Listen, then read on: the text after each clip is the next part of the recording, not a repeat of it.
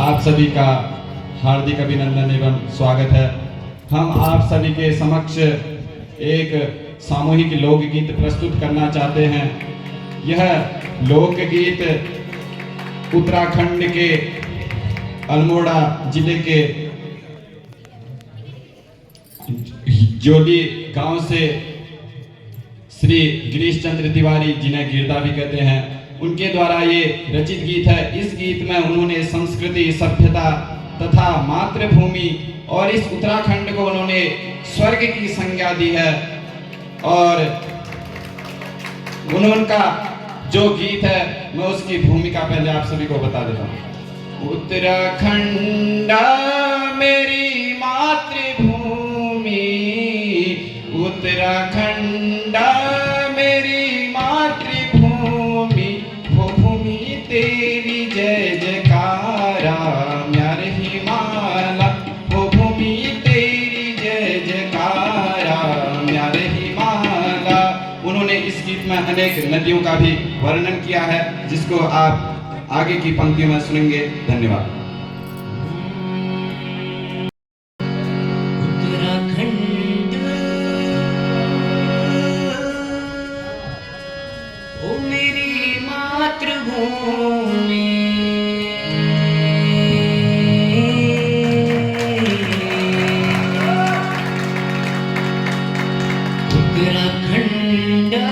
मेरी मातृभूमि, मातृभूमि मेरी पितृभूमि, वो भूमि तेरी जय जयकारा म्यार हिमाला, वो भूमि तेरी जय जयकारा म्यार हिमाला। उत्तराखंड मेरी मातृभूमि,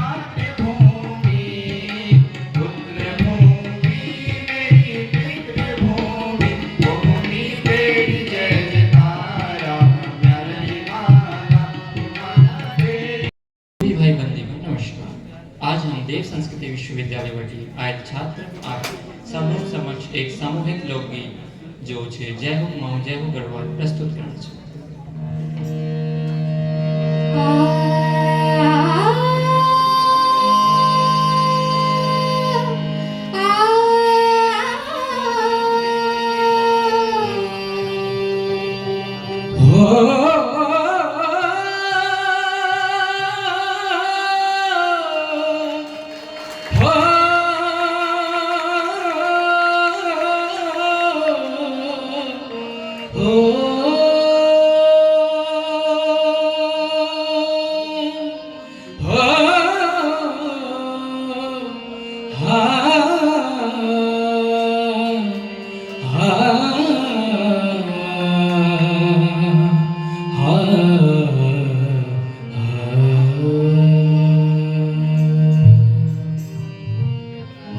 कल कल झरना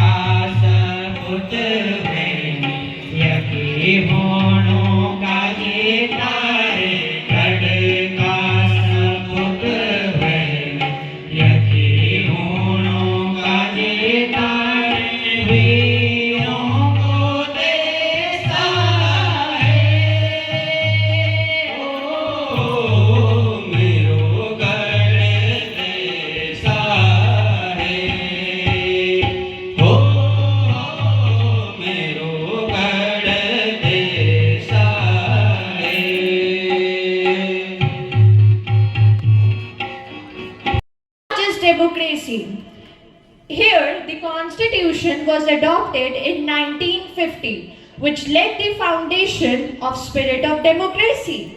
Our constitution guarantees us freedom, liberty, justice, and even fraternity. But there was सिर्फ एक चेहरा, एक हुक्म, एक आवाज। आप लिखेंगे तो वो भी अनुमति से, सोचेंगे तो वो भी अनुमति से। आपके शब्द, आपके विचार सबको ताले में डाल दिया गया है। ये नज़ारा भयभीत कर देता है ना, लेकिन हाँ, ये नज़ारा हमारे देश के लोगों ने झेला है, जो उनके दिल में और जहन में अंकित हो चुका है। मैं बात कर रहा हूँ 25 जून 1975 की उस रात की, जब पूर्व प्रधानमंत्री श्रीमती इंदिरा गांधी जी ने बंगाल के पूर्व मुख्यमंत्री की सलाह से और राष्ट्रपति के दस्तखत से पूरे देश नीतीश पुंडी स्प्रिंगफील्ड स्कूल से आज वही काला अध्याय, वही काला पन्ना फिर से खोलना चाहता हूं, जब लोकतंत्रता के हाथ पैर तोड़कर इसे खुद गर्जी की काल कोठरी में अपाहिज बनाकर सड़ने, गलने और मरने के लिए छोड़ दिया था। जहां सच बोलना अपराध था, सच बोलना अपराध था, सवाल पूछना गुनाह था, जनता चुप थी, अखबार चुप थे, बस चल रही थी तो सत्ता की आवाज। आइए आजादी के दिन से आते हुए एक आवाज सुनते हैं। यह आवाज और किसी की नहीं बल्कि हमारे पहले प्रधानमंत्री श्री पंडित जवाहरलाल नेहरू की है। At the stroke of midnight hour, when world sleeps, India will awake for life and freedom. आधी रात को जब दुनिया सो रही होगी, तब भारत आजादी और जिंदगी के लिए जाग उठेगा। 28 साल बाद उन्हीं प्रधानमंत्री की बेटी इंदिरा गांधी ने फखरुद्दीन अली अहमद और जयशंकर रॉय के साथ मिलकर इसी लोकतंत्र का गला घोट दिया, दुनिया की सबसे बड़ी लोकतंत्रता को। वजह से अगर उन्हें कभी भी लगता है कि देश की सुरक्षा खतरे में है, वो किसी भी समय आपातकाल की घोषणा कर सकते हैं। इन 3 कारणों की वजह से, जो कि है जंग, बाहरी आक्रमणता और सशस्त्र विद्रोह। 44वें संशोधन के आने से पहले इस सशस्त्र विद्रोह को आंतरिक अशांति के नाम से जाना जाता था। इस आंतरिक अशांति के नाम पर सरकार मनमाने नियम लागू करती थी और अगर किसी भी राज्य में उनके खिलाफ हलचल की जाती थी तो वह आंतरिक अशांति के नाम पर आपातकाल की घोषणा कर देती थी।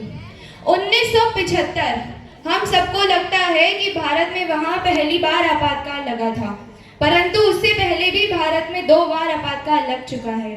पहला आपातकाल लगा था 26 अक्टूबर 1962 में, जब चीन ने भारत पर हमला कर दिया था। दूसरा आपातकाल लगा था जब पाकिस्तान ने भारत पे हमला कर दिया था, 3 दिसंबर 1971। जैसे ही आपातकाल लगा, अनुच्छेद 359 के तहत सारे मौलिक अधिकारों को रद्द कर दिया गया, मनमाने नियम लागू कर दिए गए।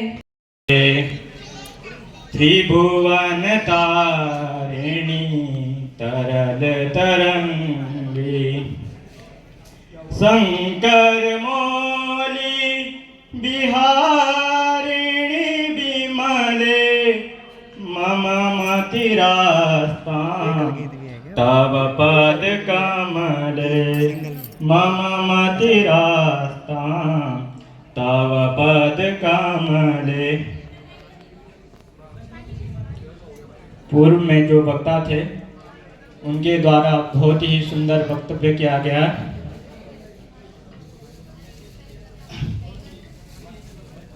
आज मैं जिस विषय पर अपने विचार, स्वयं के विचार प्रकट करूंगा, वह है संविधान में आपातकाल। अब संविधान में आपातकाल समझने के लिए सर्वप्रथम हम थोड़ा प्रस्तावना, मतलब संविधान को समझते हैं। तो मेरे अनुसार संविधान भारत का सर्वोच्च कानून है, जो एक लिखित दस्तावेज में है। और मैं ये मानता हूँ कि जो संविधान है वो एक शास्त्र के समान है, क्योंकि प्रवृत्तिर्वा निवृत्तिर्वा नित्येन कृतकेन च पुंसामेन पदिच्यते तच्छास्त्र में दिखते थे। बोले जो हमको ये बताए कि क्या करना चाहिए, क्या नहीं करना चाहिए, किस कार्य में प्रवेश करना चाहिए और किस कार्य से निवृत्त होना चाहिए, कि हमने देश को चलाने के लिए, सही प्रकार से चलाने के लिए संविधान तो बना दिया, पर कभी अगर देश में ऐसी स्थिति प्रकट हो जाए कि जब सरकार शासन ठीक प्रकार से ना कर पाए तो उस समय आपातकाल की स्थिति हो। अब इसका प्रमाण कहाँ कि आपातकाल कहाँ मिलता है?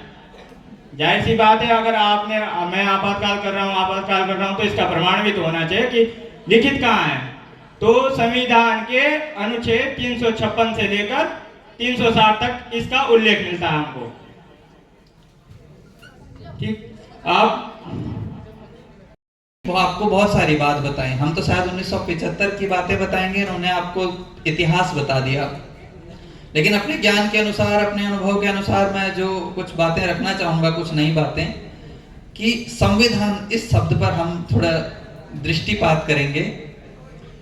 संविधान भारत के परिप्रेक्ष्य में हम देख रहे हैं कि एक ग्रंथ है, उसमें एक नियमावली है, और जैसा संविधान का नाम है संविधान, समान रूप से सभी को क्या है, जो विधान है सभी के लिए, चाहे कोई पद पर बैठा प्रतिष्ठित व्यक्ति हो या सड़क पर चलता एक आम गांव का नागरिक। लेकिन लोकतांत्रिक मूल्यों का बहुत बड़ा अभाव देखने को मिलता है, क्योंकि लोकतांत्रिक जो पार्टियां हैं, प्रक्रिया चली आ रही है। जैसे अखिलेश यादव, उनके पिता मुलायम सिंह यादव हिंदी से बहुत विमुख हो जाता है, क्योंकि आगे गया तो कहीं वंशवाद आ गया, कहीं कोई और चीज आ गई, कहीं सामाजिक समस्या आ गई। इसी कारण वो आगे चलकर लोग अपने लोकतांत्रिक मूल्यों की रक्षा नहीं कर पाता, और इससे देश का तो बहुत ही बड़ा नुकसान है।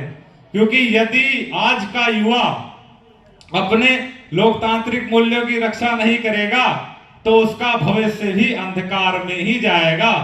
सबसे बड़ी बात, अभी हमारा जो लोकतंत्र है वो बूढ़ा हो चुका है, क्योंकि हम देखेंगे कोई भी मंत्री निकलता है, जी जी जी जी जी जी सब उसके पीछे लग जाएंगे। जिस दिन देश में ऐसी स्थिति उत्पन्न हो कि हमारे बगल से कोई मंत्री, कोई विधायक निकल जाए और हमें रत्ती भर भी फर्क ना पड़े, उस दिन समझ लेना कि हमारे लोकतांत्रिक मूल्यों की रक्षा हो चुकी है। इसी के साथ मैं अपनी वाणी को विराम देना चाहूंगा। भारत माता की। भगवान अत्र पश्य। आज बड़े हर्ष का विषय है कि हम उत्तराखंड संस्कृत विश्वविद्यालय में इस युवा महोत्सव को मना रहे हैं। और मैं तो क्या कहूँ, ऐसी स्थिति हो जाती है जब गन्ना होता है ना, उसको डालते हैं, पेरते हैं, निकालते हैं, पेरते हैं, उसके बाद जब लास्ट का क्षण आता है उसमें कुछ पत्तियां डाल के निकालना है, तो अब तो चेतना भी क्या है, सुसुप्ति अवस्था में चली गई है, मुझे ऐसा लग रहा है।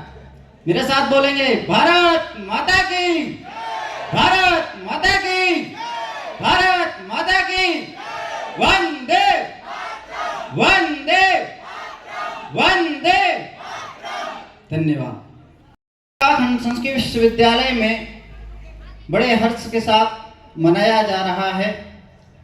मैं इस कार्यक्रम के संयोजक, संचालक, संपादक एवं यहाँ उपस्थित गणमान्य और सादर मेरे मित्र बंधुओं, मित्र भाइयों, आप सभी का बहुत बहुत धन्यवाद देता हूँ कि आपने इस उत्सव में भाग लेकर इस उत्सव की समर्पित, मन समर्पित, जीवन समर्पित होना चाहिए नित मातृभूमि के लिए, क्षण क्षण समर्पित होना चाहिए नित मातृभूमि के लिए, क्षण क्षण समर्पित होना चाहिए। भारत माता के।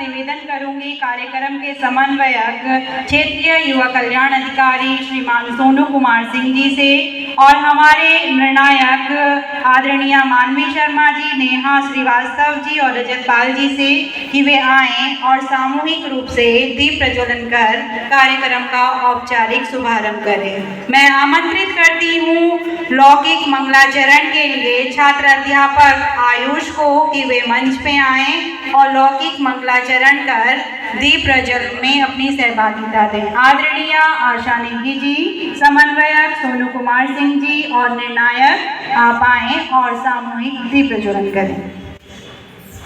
ओम श्री गणेशाय नमः।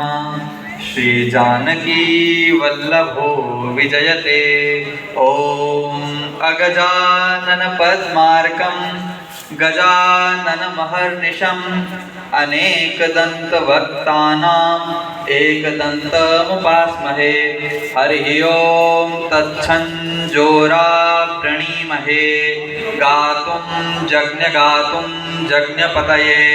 ओम जन्माद्यस्य यतोऽन्वयादितरतश्चार्थे स्वभिज्ञः स्वराट् तेने ब्रह्महृदा। हम उत्तराखंड संस्कृत विश्वविद्यालय में इस युवा महोत्सव को मना रहे हैं और मैं तो क्या कहूँ, ऐसी स्थिति हो जाती है जब गन्ना होता है ना, उसको डालते हैं, पेरते हैं, निकालते हैं, पेरते हैं, उसके बाद जब लास्ट का क्षण आता है उसमें कुछ पत्तियां डाल के निकालना है, तो अब तो चेतना भी क्या है, सुसुप्ति अवस्था में चली गई है, मुझे ऐसा लग रहा है। मेरे साथ बोलेंगे, भारत माता की जय, भारत माता की जय, भारत माता की जय, वंदे मातरम, वंदे मातरम, वंदे मातरम। धन्यवाद। आज यह कार्यक्रम उत्तराखंड संस्कृत विश्वविद्यालय में बड़े हर्ष के साथ मनाया जा रहा है। मैं इस कार्यक्रम के संयोजक, संचालक, संपादक एवं यहाँ उपस्थित गणमान्य और सादर मेरे मित्र बंधुओं, मित्र भाइयों, आप सभी का बहुत बहुत धन्यवाद देता हूँ कि आपने इस उत्सव में भाग लेकर इस उत्सव की बड़ी गरिमा बढ़ाई है। और मुझे लगता है कि यह क्षण चेतना का क्षण है, आत्म अभिव्यक्ति का क्षण है, आत्मकल्पना का क्षण है, आत्म चेतना का क्षण है, आत्म संबोधन का क्षण है। आप अपनी आत्मा से, अपने ज्ञान से, अपने बौद्धिक विकास से आप समाज, संस्कृति, सभ्यता, संविधान, लोकतंत्र, लोकतांत्रिक मूल्यों, अनेक विषय हैं।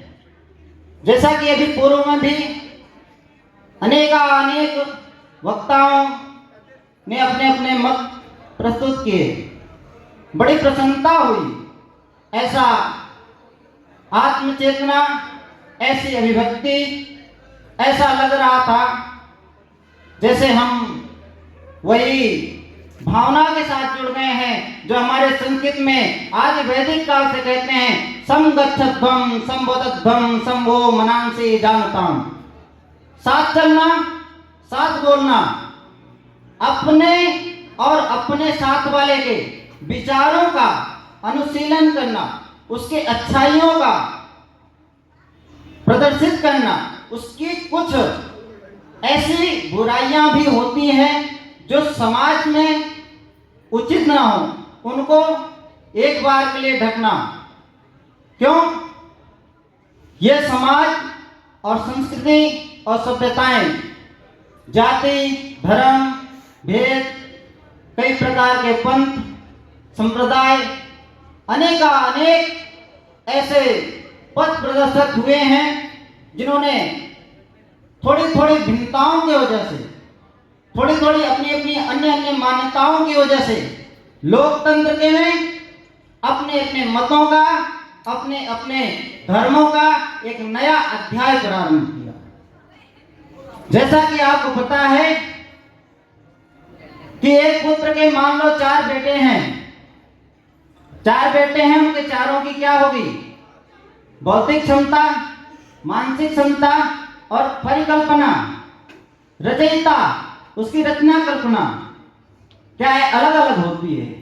मैं हूं, भले हम अपने पिता के 4 पुत्र हैं, लेकिन क्या है कि हमारी कल्पना, परिकल्पना अलग होगी, भिन्न होगी। ऐसे ही जब लोकतंत्र में हम आते हैं और हम देखते हैं कि थोड़े थोड़े हमारे विचार, हमारी संस्कृति, हमारी मान्यताएं, कुछ हमारी अपनी आत्म मान्यताएं भी होती हैं, उसके अनुसार भी आज लोकतंत्र में नए नए पथ, नए नए पंथ का निर्माण हो रहा है। क्या संस्कृति और सभ्यताएं क्या हमारी अलग अलग हैं? क्या भिन्न हैं? अगर इस पर विचार करें तो मुझे लगता है कि हमें आदि वैदिक काल में जाना पड़ेगा, परंतु अद्य बहु समय नास्ति। तो मैं लोकतंत्र के उत्थान, लोकतंत्र के मूल्यों की रक्षा के विषय में चर्चा करने के लिए आप सबके सम्मुख उपस्थित हुआ हूं। महोदय, आप सभी को जानकर यह हर्ष होगा कि हमारा विश्वविद्यालय, उत्तराखंड संघीय विश्वविद्यालय, अनेक धर्म, पंथ और विचारों को लेकर चलने वाला है। क्या है लोकतंत्र? क्या है लोक ही तो लोकतंत्र है। आप हैं, हम हैं, यही तो लोकतंत्र है। क्या अलग से कोई अभिव्यक्ति है? हमारे विचार और हमारी मान्यताएं अलग अलग हो सकती हैं, लेकिन जब हम लोकतंत्र की बात करते हैं, लोकतंत्र के मूल्यों की बात करते हैं, तो हमें परिकल्पना करनी चाहिए कि हम संवच्छत्वम वाली बात करें, साथ में चलने की बात करें, संविधान की बात करें। संविधान क्या है?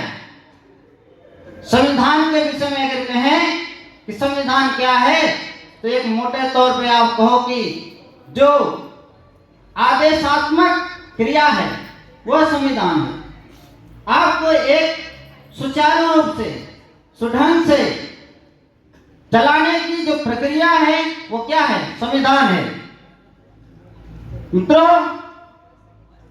आज हम सब यह जानते हैं, अज्ञानता का कोई अभाव रहा नहीं। आज का आधुनिक युग है और हर युवा, हर युवती को, सभी को एक समान अधिकार प्राप्त है। आज हम ये नहीं कह सकते हैं कि हमें मातृशक्ति को जो है पीछे रखा गया।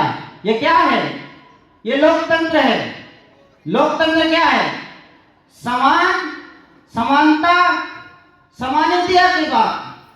जब हम समानत्व की वासना से बात करते हैं, वही तो लोकतंत्र है।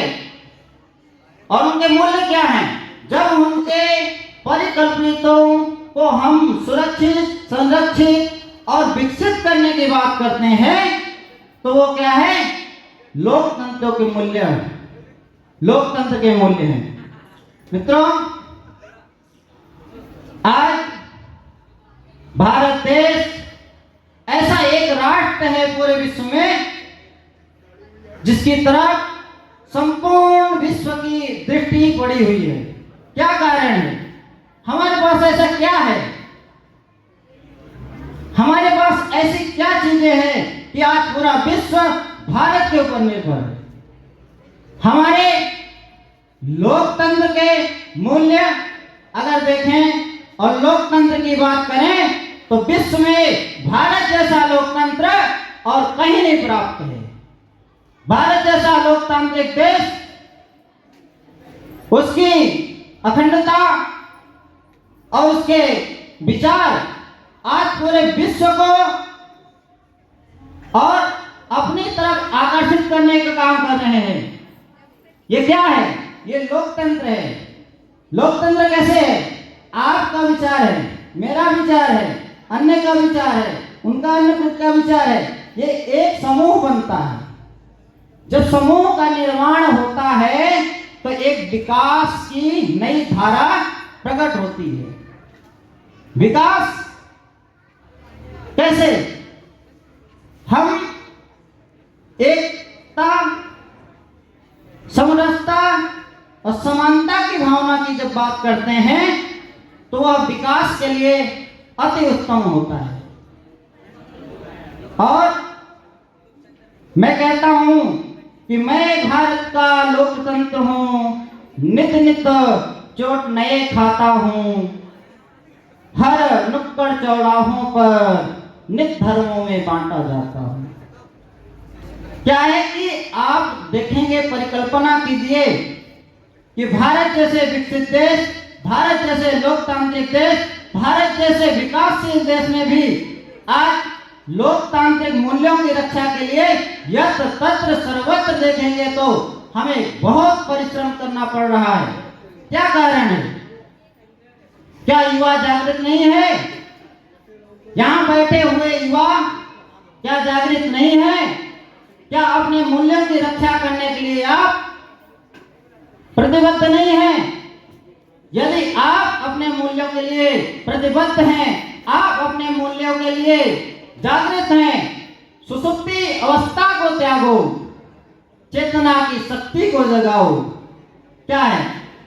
लोकतंत्र एक चेतना है, आत्म चेतना है, आत्मचिंतन का विषय है, आत्मा अभिव्यक्ति का विषय है, आत्मा की पर कल्पित कल्पनाओं का विषय है, भारत के विकास का विषय है। जब हम लोकतंत्र के बारे में चर्चा करते हैं और उसकी परिचर्चा करते हैं तो युवाओं को उसमें बढ़ चढ़ के भाग लेना चाहिए। युवा, यह कार्यक्रम आज उत्तराखंड संस्कृत विश्वविद्यालय में जो रखा गया, ये इसका उद्देश्य क्या है? लोकतंत्र का विकास। आप सभी को एक एक यहाँ से अन्य अन्य स्कूल, स्थान, प्रदेश, ग्राम, क्षेत्र से लेकर एक इकाई को लेकर आपको एक शीर्ष पटल पर ले जाने का कार्य यह हो रहा है। ये लोकतंत्र है। लोकतंत्र में जब हम देखते हैं तो लोकतंत्र अभिव्यक्ति का मार्ग है। अपनी अभिव्यक्ति से व्यक्ति समाज की दिशा निर्देश को बदल सकता है। वह चेतना की अवस्था में एक ऐसे समाज, एक ऐसी संस्कृति, हमारी वैदिक परंपराओं को ऐसे शिखर में ले जा सकता है जहां आज विश्व परिकल्पना कर रहा है। ये हमारे लोकतंत्र की जीत है। निश्चित ही कि हम लोग आज विश्व में सर्वश्रेष्ठ स्थान पर दृश्यत हैं, देखे जा रहे हैं, लोग परिकल्पित कर रहे हैं, भारत के ऊपर देख रहे हैं, भारत की संस्कृति को अपनाना चाह रहे हैं, भारत की मान्यताओं पर अपना विश्वास जता रहे हैं। ये हमारे लोकतंत्र की ताकत है।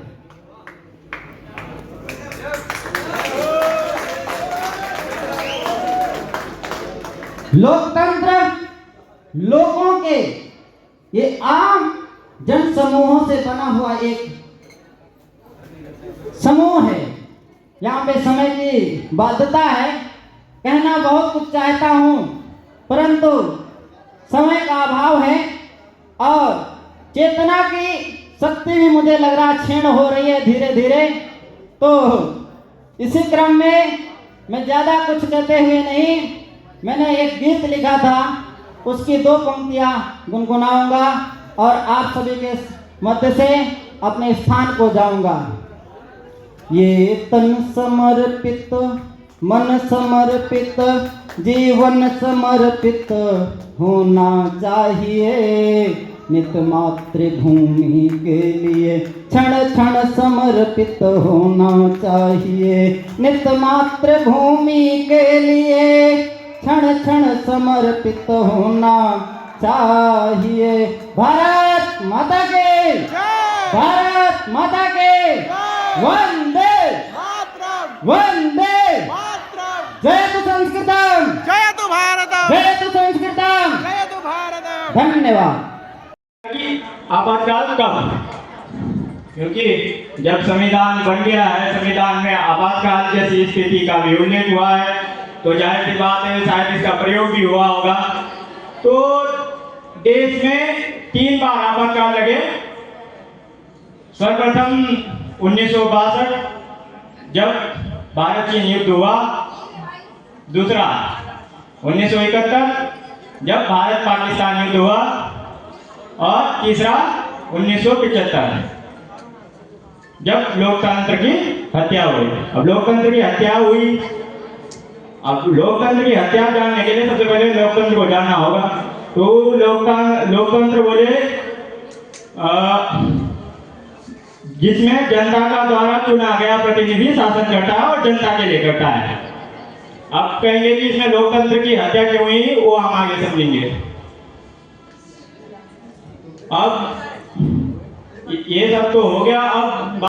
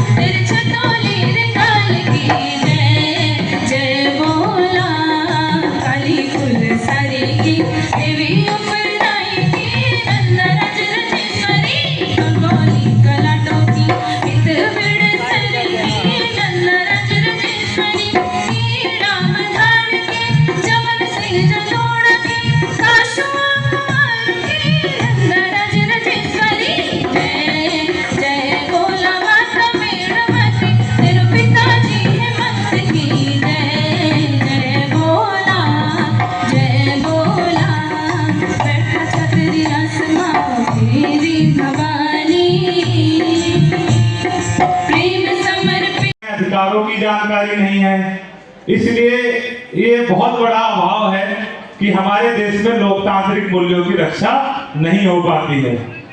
लोकतांत्रिक मूल्य वर्तमान समय में इस प्रकार है कि आपने देखा होगा कि राजनीतिक पार्टियों में जो है वो लोकतांत्रिक मूल्यों का बहुत बड़ा अभाव देखने को मिलता है।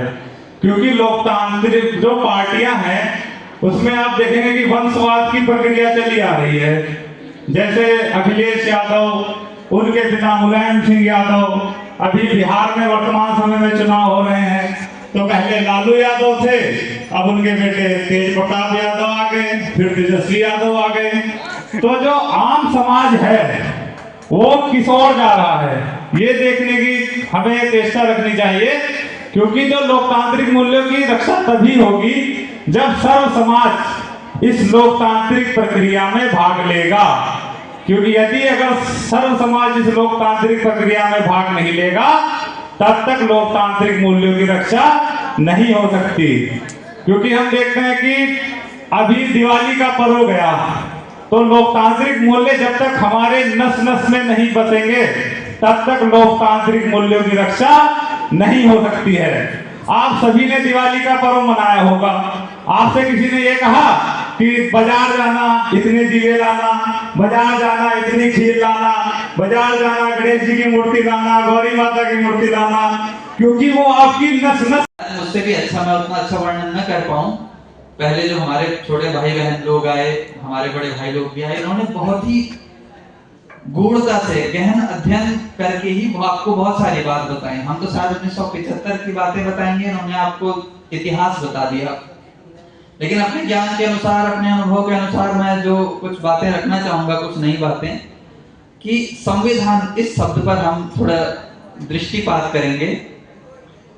संविधान भारत के परिप्रेक्ष्य में हम देख रहे हैं कि एक ग्रंथ है, उसमें एक नियमावली है, और जैसा संविधान का नाम है संविधान, समान रूप से सभी को क्या है, जो विधान है सभी के लिए, चाहे कोई पद पर बैठा प्रतिष्ठित व्यक्ति हो या सड़क पर चलता एक आम गांव का नागरिक। लेकिन संविधान की सत्ता कब से है? क्योंकि जैसा हम कहते हैं ना, लोग कहते हैं कि जो दिखा नहीं आदर्शन को लोग कहते हैं। क्या पता वो कभी रहा हो, लेकिन अब वस्तुतः सत्ता में नहीं है। तो चलो पौराणिक रूप से तो हम कहेंगे कि जब मानव धरती पर आया, हमारे पौराणिक रूप से हम देखेंगे तो मनु जी आए और उन्होंने संविधान चलाने के लिए मनुस्मृति एक ग्रंथ किया, कहा कि इसके अनुसार आप लोग चलेंगे। परंतु संविधान की आवश्यकता है ही क्या? तो जैसा हमारा देश है, राष्ट्र है, राज्य है, ये हमारे परिवार की तरह है। और थोड़ा संस्कृत क्षेत्र से आने के कारण मैं परिवार शब्द की अगर व्युत्पत्ति करूं तो परितः वृणोति परिवार। यहाँ पे जैसे कि आप सभी हमसे बेहतर ही जाने, हम तो पढ़ के बोल रहे हैं कि परिवार शब्द का अर्थ होता है जिसमें एक किसी मुख्य व्यक्ति को चारों ओर देखना पड़े, वो परिवार होता है। जैसे कि हमारे यहाँ पितृसत्तात्मक परिवार होते हैं तो पिताजी को चारों ओर देखना पड़ता है, परितः अर्थात चारों ओर, विरणोति देखना पड़ता है, उनके लिए जीवन भर कभी एक शांति नहीं रहती। तो इसी प्रकार से हम अपने राष्ट्र के लिए एक मुख्य नियंता चुनते हैं। अभी मुझसे पहले कोई आए थे, एक वक्ता, उन्होंने कहा कि ऐसा कैसे संभव है, या मैंने कुछ गलत, उन्होंने कहा कि ऐसा कैसे संभव है कि राष्ट्र के सभी नागरिक आए और कैसे उनकी सभी की इच्छा पूरी होगी। जैसे कि सभी नागरिक हैं, मुंडे मतिर भिन्ना, सभी के अलग अलग हैं। कई बार हम अभी भी देखते हैं कोई कहना चाहता है कि नहीं ऐसा होना चाहिए, ऐसा होना चाहिए। तो इसको कुछ इस प्रकार समझते हैं कि जैसे कि हमारे परिवार में माता सहित हम बच्चे होते हैं, किन्हीं का बड़ा परिवार भी होता है, लेकिन हम सब किसके नियंत्रण में रहते हैं? पिताजी के। क्या हमें भिन्नमति नहीं है? नति है, लेकिन वो पितृसत्तात्मक है। पितृसत्तात्मक ऐसे नहीं कि हमने उन्हें पिताजी मान लिया, नहीं, हमारा उनके प्रति समर्पण है। तो बात यहाँ पे आई कि पहले भी एक नियंता आपको नियंत्रित करता था और अभी भी एक नियंता आपको नियंत्रित कर रहा है। फर्क क्या है? फर्क बड़ा साधारण सा है कि वो राजसत्तात्मक थे, एक व्यक्ति के मन में जो आ रहा है वो कर रहा है, और यह है लोकतंत्र, जनता के द्वारा जनता के लिए शासन ही लोकतंत्र कहलाता है। तो जनता द्वारा जब कोई व्यक्ति बहादुराबाद, श्रीमान मानस मित्तल जी, मैं आपका भी हार्दिक स्वागत, वंदन और अभिनंदन करती हूँ। और साथ ही साथ हमारे मध्य में हैं क्षेत्रीय युवा समिति के अध्यक्ष श्रीमान चौहान जी, मैं आपका भी स्मृति चिन्ह कर आपका स्वागत करें।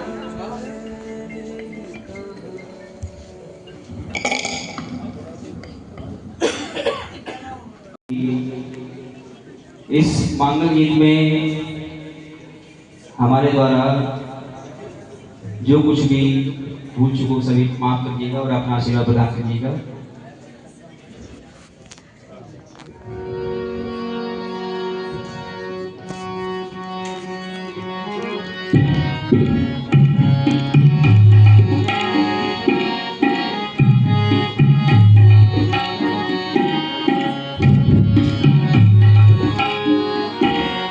जो जैसे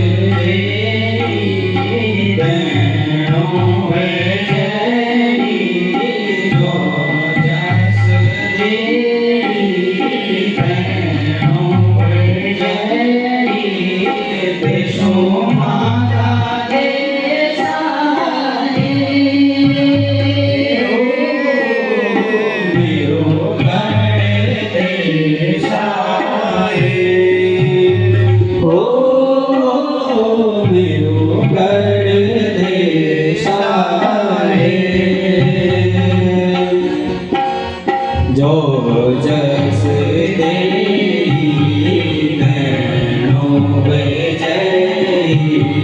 जो जस दे नैनों में जय देशो माता देशा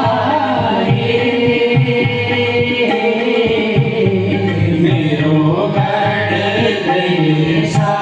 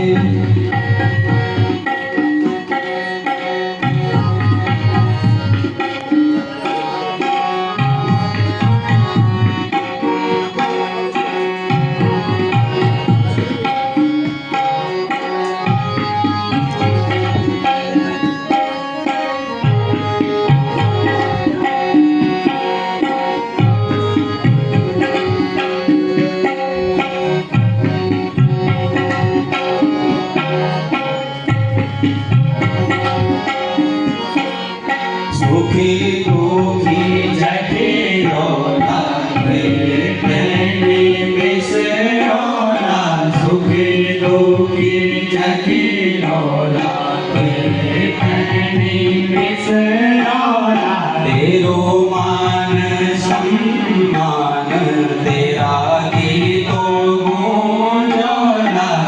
मेरो मान सम्मान तेरा भी तो देशो परदेसा है हो मेरो घर देशा है हो।